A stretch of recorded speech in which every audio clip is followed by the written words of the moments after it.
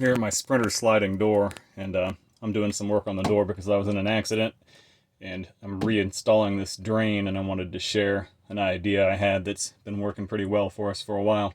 If you've noticed, the door handle on your sliding door is pretty open to air when you're pulling it open, so you get water inside the door no matter what you do.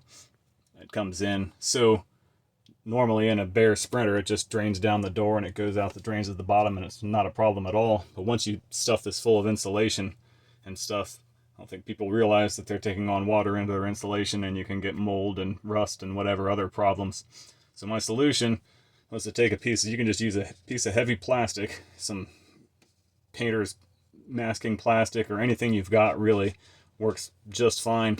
And I cut it into a shape to go around the door handle. It's open at the top, and then it's got 3M strip caulk, which you could use lots of things to do this, but it's a black strip caulk, and it just attaches it just like vapor barriers on doors.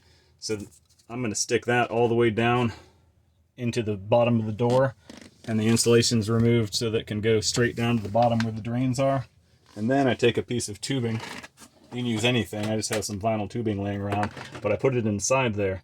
And it's not for the water to travel through, but to keep this open so that anytime water comes in here, it's able to just slowly trickle down to the bottom and drain as it's supposed to. That way, when I go back in with 3M Thinsulate again, everything's sealed up and the water's got a path to take. So anyway, I thought that might be helpful for some of you guys.